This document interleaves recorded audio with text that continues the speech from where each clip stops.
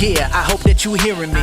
This is the future, all about cybersecurity. Talking about the hackers, I'm just trying to warn you. From the one and only legend, the cyber informer. Hey, thanks for joining the podcast. Time to get it hype. This I know you gonna like, giving you some insight. They try to hack in your database, homie, not today. Thinking they can escape with your data and without a trace. Oh yeah, this is the cyber informer. Hackers, you going down like, oh yeah. This is the cyber informer.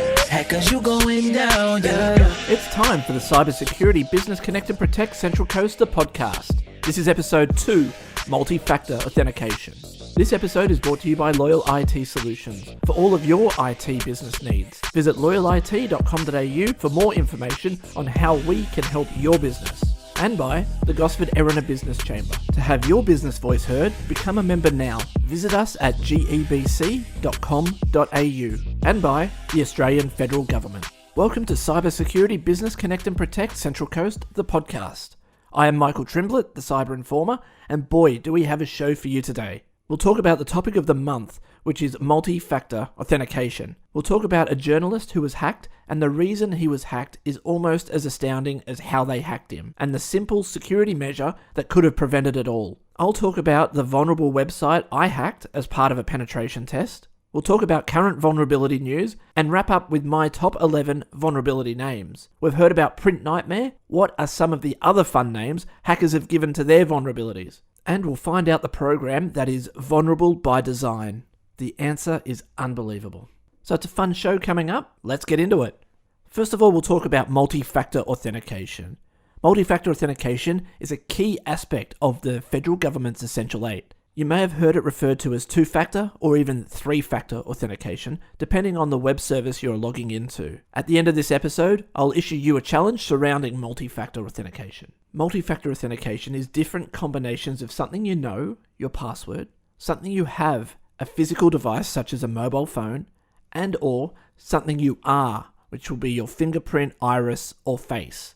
You may well be familiar with this paradigm already, as 2-factor authentication is precisely how you withdraw money from an ATM. You use something you know, which is your PIN, in combination with something you have, which is your ATM card. Did you know you can use multi-factor authentication to access your critical online services as well? Using your username and password, along with an authenticator app such as the Google Authenticator or Microsoft Authenticator apps, both are available on Android and iPhone, you can turn your phone into the something you have. All major web services support multi-factor authentication, such as Facebook, Twitter, Microsoft 365, Google, and the list goes on. Your bank will support multi-factor authentication too, but they may opt to use their own app or text message. The way it works is when you log into a website, the server will send your phone a message which you have to respond to in order to allow you to log in. This thwarts hackers from logging into your online accounts, because even if the hackers know your password, they won't have your phone. An important note regarding text message multi-factor authentication. It has been proven text message multi-factor authentication is not as secure as you may think. As the codes are transmitted in clear text, in other words unencrypted, this means they can be read by anyone who is in a position to intercept the SMS. Further to this, phone network employees can be tricked into transferring phone numbers to a hacker's SIM card in attacks known as SIM swapping, allowing attackers to receive multi-factor authentication codes on behalf of their victims. To avoid this sort of attack, wherever you have the option to use a different method, preferably an app, take it. This is the most secure form of multi-factor authentication because the code is encrypted from the server to your phone, which protects you from the methods employed in the SMS attacks. One-time passwords are another form of multi-factor authentication. One-time passwords are exactly that. A password is generated on a device such as your phone, and that password is used to access the service you want to log into. This is used in devices that don't communicate with a notification service, like Microsoft 365 and Google services. This is a no-cost feature which simply requires the same configuration at both ends, on the mobile device and the router or server. The one thing that is required for one-time passwords to work is both ends must have the same time. This is critical for the same password to be generated at the same time. For this to work, you will generally need 3 inputs: the current time, a predetermined secret code, which is typically 16 to 32 random characters long and saved on both the server and mobile device, and a PIN number, which is configured at the server end. The server will then continually generate passwords based on the combination of the time, secret key, and PIN number. On the mobile device, the user must enter the correct PIN to generate the correct password. The generated password is then entered into the password prompt, and if correct, it will let you in. The password usually stays active for about 30 seconds before it's invalidated, and a new password becomes valid. It's a really cool technology that needs absolutely no infrastructure, just an app that will generate a compatible password. It is a standard algorithm, so there are any number of apps and servers that support this technology. Again, the paradigm is something that you have and something you know. You enter your PIN, which is something you know, into the mobile app, which is something you have, which then generates a password for you to use. For those of you interested in how to set this up yourselves, over in the membership section of the website, I have some how-to videos on setting up multi-factor authentication on Microsoft 365 and Facebook, and one-time passwords on a VPN connection. These are interesting videos, and I step you through the process from start to finish. I'm reminded of how Matt Honan from Wired magazine was hacked back in 2012. After the hack, the hacker's name was revealed as Phobia. Matt agreed not to press charges if Phobia told him how the hack happened. The Wired magazine's article is titled, "How Apple and Amazon's Security Flaws Led to My Epic Hacking." This is a story from Matt Honan himself, and it reads, "After coming across my account, the hackers did some background research. My Twitter account linked to my personal website where they found my Gmail address. Guessing that this was also the email address I used for Twitter, Phobia went to Google's account recovery page. He didn't even actually have to attempt a recovery. This was just a recon mission." On a side note, reconnaissance is the first stage of a hack. If you go to the cybersecurity.loyalit.com.au website and watch the video Modus Operandi of the Cyber Attack, you'll see the 5 stages of a hack. Once the recon work is done, it moves to stage 2, which is called scanning. Reading from the article again. Because I didn't have Google's two-factor authentication turned on, when Phobia entered my Gmail address, he could view the alternate email I had set up for account recovery. Google partially obscures that information, starring out many characters, but there were enough characters available, which were m***n@me.com. Jackpot. Note what Matt said there. If he had multi-factor authentication turned on his Gmail account, he would not have been hacked. This is one of the key takeaways from the story. But back to the article. This was how the hack progressed. If I had some other account aside from an Apple email address, or had used two-factor authentication for Gmail, everything would have stopped there. But using that Apple-run me.com email account as a backup told the hacker I had an Apple ID account, which meant I was vulnerable to being hacked. The article goes on. You honestly can get into any email associated with Apple, Phobia claimed. And while it's work, that seems to be largely true. Since he already had the email, all he needed was my billing address and the last 4 digits of my credit card number to have Apple's tech support issue him the keys to my account. So how did he get this vital information? He began with the easy one. He got the billing address by doing a whois search on my personal web domain. If someone doesn't have a domain, you can also look his or her information up on Spokeo, White Pages, and PeopleSmart. I'll comment on this to say, this is what's called open source intelligence, or OSINT. It involves looking up publicly available information on the internet. As described, it was associated with the domain registration, but can be easily found in the white pages or other public information repositories. These are all searchable and freely available on the internet. The article continues. First, you call Amazon and tell them you are the account holder and you want to add a credit card number to the account. All you need is the name of the account, an associated email address, and the billing address. Amazon then allows you to input a new credit card. You can use a bogus credit card number from a website that generates fake card numbers that conform with the industry's published self-check algorithm. Then you hang up. Next, you call back and tell Amazon that you've lost access to your account. Upon providing a name, billing address, and the new credit card number you gave the company on the prior call, Amazon will allow you to add a new email address to the account. From here, you go to the Amazon website and send a password reset to the new email account. This allows you to see all the credit card numbers on file for the account. Not the complete numbers, just the last 4 digits. But Apple only needs those last 4 digits for verification. And it's also worth noting that one wouldn't have to call Amazon to pull this off. Your pizza guy could do the same thing, for example. If you have an Apple ID, every time you call Pizza Hut, you're giving the 16-year-old on the other end of the line all he needs to take over your entire digital life. This part of the article made me sit up and think. For companies that take your information, we put a lot of trust in them to keep your information secure. Back to the article. And so with my name, address, and the last 4 digits of my credit card number in hand, Phobia called AppleCare, and my digital life was laid to waste.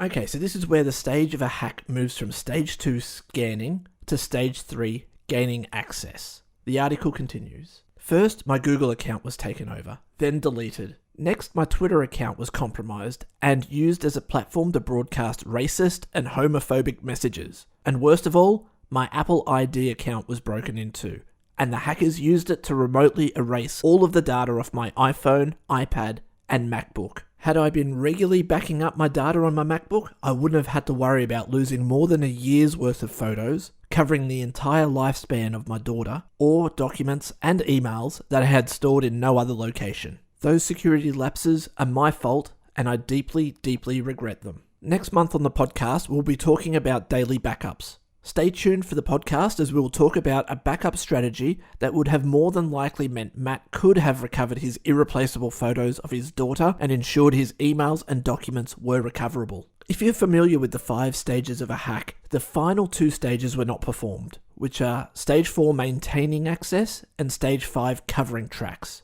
These were not necessary because of the motivation for the attack. And I'm sure you're asking, what was the motivation for this hack? It was simply the hacker liked his 3-letter Twitter account, @Matt, and wanted to cause some havoc with it and watch it burn. He was not targeted specifically because he was a journalist, or the hacker wanted to gain financially from it.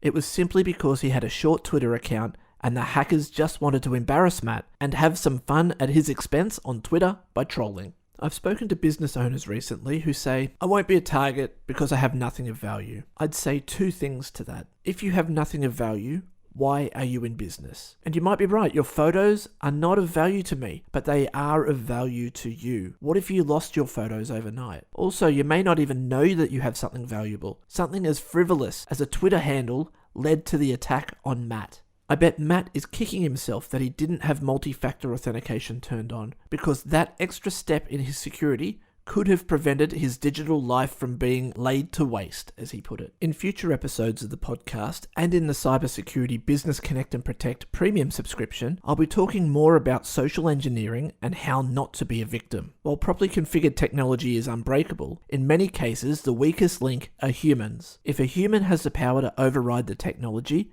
then they are the point of attack. Help desk are there to help people calling in, but at the same time, they need to ensure they are helping the person who they think they are helping. I know people get frustrated with Telstra because you can't speak to anyone about your account if you're not the person or on the account as a trusted contact. This is done for your own safety. Whenever a third party wants to access a server through Loyal IT's tech support team, we always contact a business manager to ensure they give permission to do so. The attack on Matt was a social engineering attack. The hackers compromised his account because he didn't have extra security on the account. Then the little bit of information they gathered from his account not being protected was then leveraged against him by social engineering support people who were convinced the hacker was Matt. The hacker used the internal support systems and processes of Amazon and Apple to his advantage. Let me tell you, speaking of using internal systems to your advantage, I did a penetration test on a website for a national company. This company had a membership portal, and the membership number that was issued to all members was printed on an identification card along with the person's name. The portal allowed you to reset your password. When you reset the password,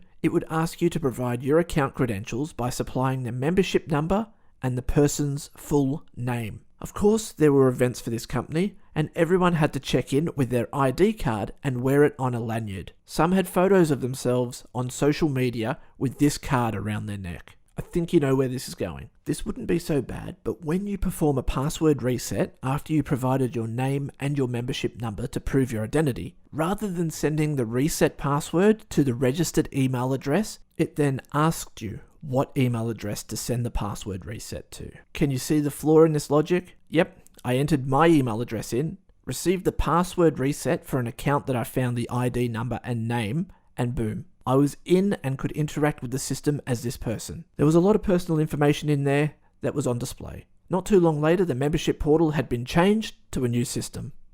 Ouch. Speaking of indiscriminately hacking accounts, in the next podcast, I'll be speaking with someone who had her Facebook account randomly taken over. We talk about the technology being secure if it is implemented correctly. Sadly, there was a flaw in the way Facebook security was configured and her account was compromised. You may sit back and say, well, if someone wants my pictures of my dog or my holiday snaps, go for it. But it's more than that. Facebook is often the conduit to connect with other people, and it could be your only way to connect to certain people. If you use Facebook, the interview on the next episode is not to be missed. So what happened in the real world this month? There were two massive stories in the cybersecurity world last month. A product called Corsair was compromised in a supply chain attack, and the Windows vulnerability that keeps on giving, Print Nightmare, has been named quite aptly based on Microsoft's inability to fix it. And their response just had my jaw on the floor. First, we'll talk about the Corsair hack. It has been called the biggest ransomware attack on record, as this hack affected up to 2,000 businesses globally, from supermarkets in Sweden to schools in New Zealand. This sort of attack is happening more and more these days. I mentioned in the last podcast about a benign barcode scanner on Android, which was purchased by a company and promptly turned into a malicious ad-deploying app via an automatic update. The Corsair hack is the same idea. Infiltrate the developer's network, place your own backdoor code into the development code, and wait for the code to be pushed out to all devices using it. That gives you, the hacker, an instant backdoor to access all of the systems that have it deployed. What makes this more scary is that the software was being used by IT support companies worldwide. So what is Corsair?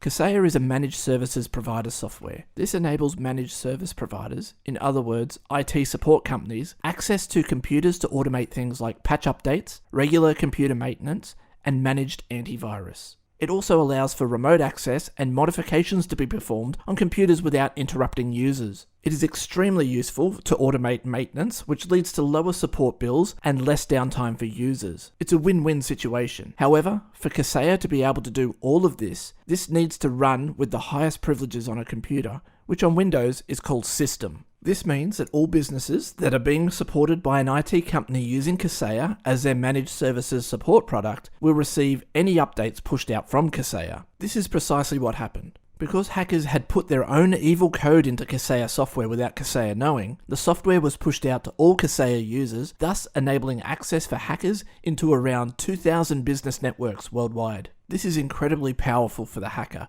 because they now have legitimate access to any network with this malicious update. What made this hack even worse was once it was on these networks, it turned off legitimate administration access, leaving only remote access to hackers. In other words, the IT companies supporting affected businesses could not gain control of their own products, thus were locked out totally from their administration console. As a manager of an IT support company, this makes me feel sick. The thought that your clients, who trust you to provide them with quality IT services, are now victims of cybercrime because of the managed services product the IT company deployed on computers is now being used as a conduit for hackers. Once the automatic update was deployed, there was nothing the IT company could do. Sadly, it was not the IT company's fault. It was the company they trusted to make a secure and reliable product that was at fault, further up the chain, hence the supply chain attack. The hackers did what most hackers do these days. They deployed ransomware to all computers that had the software installed on them. This affected local and state governments down to small and medium businesses. The REvil gang, thought to be run from Russia, were behind this attack. They issued a ransom to unlock these computers, totaling an eye-watering $70 million in Bitcoin, the biggest ransom demand to date. This prompted President Biden to threaten Russia's President Vladimir Putin, stating it would take any necessary action to put a stop to their ransomware gangs. On Tuesday, July 13, 2021, REvil's dark website was taken offline, and as of recording this podcast, it has not come back online. This means anyone who's been negotiating with this gang would now be receiving silence, leaving no alternative to recover their data. A note left on the website after the Corsair ransom demand, and before it disappeared, it stated if it received the $70 million it was looking for, it would disappear for good and release all of the keys it had stored so everyone could get their data back. It has disappeared, but the keys have not been released, which has raised more questions than answers. At the moment, there is no resolution for the ransom demanded by the Corsair hack, and it was unknown if the ransom was paid. But what we do know is Russia was threatened by America, and within days, REvil went offline. 10 days later, Corsair revealed that it had the keys to unlock all of the locked data. Corsair is not revealing if they paid the ransom, but it is quite coincidental. REvil goes offline after saying they would disappear forever if they were paid the ransom of $70 million, which is what they were asking for from Corsair. Corsair then suddenly has the keys after REvil goes offline. Seems like a pretty big coincidence. I'll keep you posted as this story evolves, as I'm sure there'll be more information by next month's podcast. Did you know the Australian government has an alerts scheme in place? I receive their alerts, and they come out almost every second day. The Corsair Hack alert was issued on the CyberGov Facebook page. To check all alerts, you can visit www.cyber.gov.au/ACSC/view-all-content/alerts, or just Google Cybersecurity Alerts Australia, which should return the cyber.gov.au website I just mentioned. There is an email service you can sign up for on that site too. If you want to keep up with alerts as they're issued, I would recommend signing up for the email alerts. Now for one of the more frustrating stories of the month. Print Nightmare. This has been aptly named. It has been an absolute nightmare for Microsoft. It all started with a security researcher accidentally releasing proof of concept code on the internet for a flaw in the Windows print spooler service, which he mistakenly believed to be fixed. The print spooler service is enabled on all Windows installations by default. In essence, this means that if you haven't taken steps to turn it off, your computer is likely vulnerable. The printer spooler service is used by Windows to print. The exploit code allows for remote code execution, meaning hackers could use this vulnerability to access your system and run their code on it, and local privilege escalation, which means if the hackers gain access to a computer with restricted user settings, they can bypass this to become the system user. Remember when I talked about the Corsair hack? The software runs as system. Well, this is what hackers want to get to. System access means it's game over for your data security. This is why Windows goes to great lengths to protect its system level access. Sadly, there are more and more holes in this protection found every day. Okay, let's talk a little about how white hat security researchers work. They will responsibly disclose any security vulnerabilities they have found with the developer. In this case, we're talking about Microsoft. The responsible developer will respond, register a common vulnerabilities and exposures, or CVE, which will be assigned a number. Print Nightmare's number is CVE-2021-34527. I talk about CVEs in the Essential 8 Patch Operating Systems video over at cybersecurity.loyalit.com.au. These lookups can be found to find critical vulnerabilities and then corresponding exploit code to exploit the vulnerability.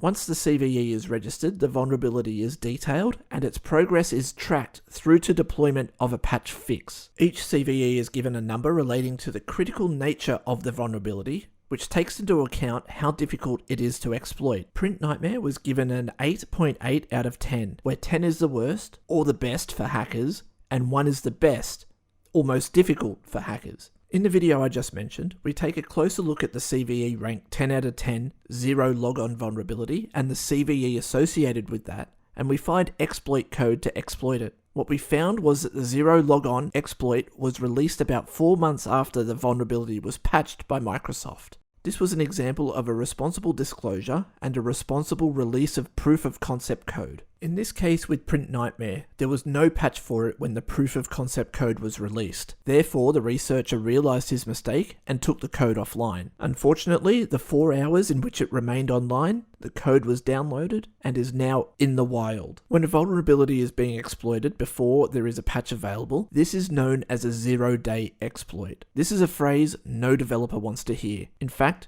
Google has had a number of zero-day exploits in the last few months for its Chrome browser. But I digress. The nature of this exploit has forced Microsoft to release emergency patches for this vulnerability. Unfortunately, their original patch did not fix the problem. It only made the proof of concept code not work anymore without addressing the underlying problem. Apple had a similar issue with connecting to Wi-Fi in iPhones earlier this year, and their patch did something similar. They fixed the proof of concept code, but not the actual issue. You begin to wonder if this is commonplace for updating to fix vulnerabilities. Do they treat the symptoms and not address the underlying condition? We have 2 recent examples of this from 2 different companies, so you have to question if this is normal. The failed fix prompted Microsoft to release a second patch, which security experts say they can still work around to exploit the printer spooler service. The final count at time of recording is that there have been 5 vulnerabilities found under the Print Nightmare banner that Microsoft has had 4 swings at fixing. Microsoft then came out to say, and you can read this on their website tracking the CVE, it states the printer spooler service is, quote, vulnerable by design. Wow. I can't understate how bad that is. You mean you wanted to make setting up a printer on a network so easy, you made it vulnerable by design. It's like they've thrown their hands up in the air and said it's too hard to fix, so it's vulnerable by design. Now there's a fix to this problem which Steve Gibson from the Gibson Research Corporation has suggested, and that is to allow only signed printer drivers to be installed. That would fix the problem. A printer driver is a piece of software that allows Windows to talk to the physical printer. Signed printer drivers basically means they have been approved by Microsoft and have been issued a digital certificate which validates the code is safe to install on Windows. That's a pretty glib description, but it's all we need to know right now. It's Steve's guess that there are so few signed printer drivers out there that it would make the printer installation much more difficult and probably break printers all over the world, so they will not enforce this. So we're now stuck with a printer spooler vulnerability that is in every version of Windows since Windows 2000, that is vulnerable by design. This vulnerability has been in Windows for more than 20 years and has only now been discovered. Security isn't easy, and even the big guys can't get it right. I just need to take a deep breath, sigh, and hope they come up with a better way to do printing rather than have it vulnerable by design. No wonder it's called Print Nightmare. Alright, let's bring this podcast home on a lighter note. I've already mentioned Print Nightmare as the name hackers have given the Windows printing disaster. So what are some of the other cool names hackers have given exploits over time? Let's have a look at my top 11 named exploits. Number 11.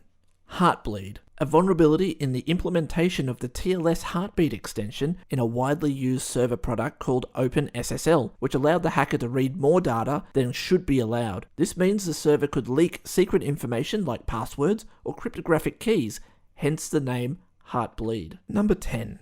Meltdown allows a rogue process to read all memory, even when it's not authorized to do so, which could reveal sensitive data like passwords or encryption keys. This vulnerability is in physical CPU chips and forced Intel and AMD to redesign their processors. Many processors from the late 90s through to 2018 have the vulnerable design. Number 9. Spectre. This breaks the isolation between different applications. It allows an attacker to trick error-free programs which follow best practices into leaking their secrets. Spectre is harder to exploit than Meltdown, but is also harder to mitigate. You will likely hear Meltdown and Spectre mentioned together as they are similar flaws in computer processors. Number 8. Bluekeep. This is a Windows Remote Desktop Protocol vulnerability which allowed for remote code execution on Windows 2000 through to Windows 7 computers. A newer variant called Deja Blue affects Windows 2000 through to Windows 10. Number 7. Dirty Cow, or Dirty Copy on Write, is a vulnerability in the Linux kernel that affected all Linux-based operating systems, including Android devices created before 2018. It is a local privilege escalation bug in the implementation of the copy on write command. Number 6. Drown, which is an acronym for Decrypting RSA with Obsolete and Weakened Encryption Attack. Someone really stretched to make that acronym. This exploits older versions of SSL, which were used to secure your connections to websites, including your bank. This vulnerability is a thing of the past these days. Still, it's a cool exploit name. Number 5. Stage Fright. This was an Android exploit which allowed remote code execution and local privilege escalation by sending a specially crafted MMS to the victim's phone. In other words, you could take over an Android phone by sending an MMS to it. An MMS is a multimedia message, which is like sending a photo via SMS to someone. So, yikes. Number 4. Shellshock or Bashdor. This allowed for unauthorized access to Unix systems. Bash is the shell used to execute commands on Unix, hence the name Bashdor or Shellshock. Number 3. Bad Neighbor. This could allow code execution by sending a specially crafted packet to a Windows server or workstation using the IPv6 Neighbor Discovery Protocol. Number 2. Curveball. This affects Windows Server and workstations in a core Windows file which processes elliptic curve cryptography certificates, of which these certificates are found on many websites. The use of elliptic curve cryptography makes the encryption harder to break, hence the curveball vulnerability. Now the moment you've all been waiting for, number 1.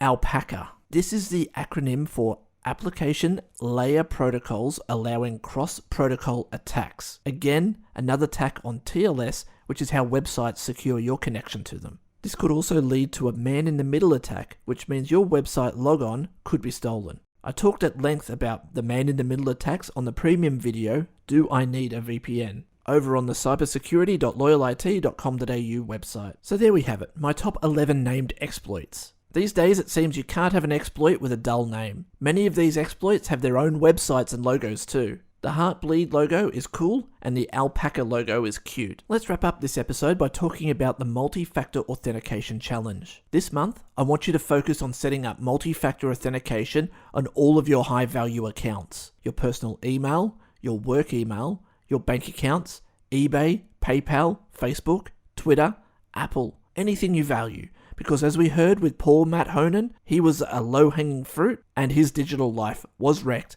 because of a small flaw in his security posture. And that's it for the podcast. Thanks for listening. Head over to Facebook and follow our page at facebook.com/CSBCAPCC. Follow our other social media pages as well, at CSBCAPCC on Twitter, which will keep you updated on everything cybersecurity, business connect and protect Central Coast related. You can also follow my Twitter account, which is at cyber_informer.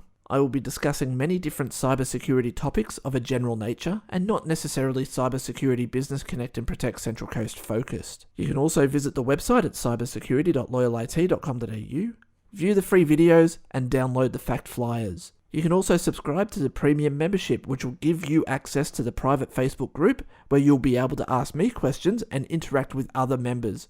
You'll also have access to premium videos and fact sheets, as well as receive 1 hour of cybersecurity related support each month, all for under $100 per month, which is great value.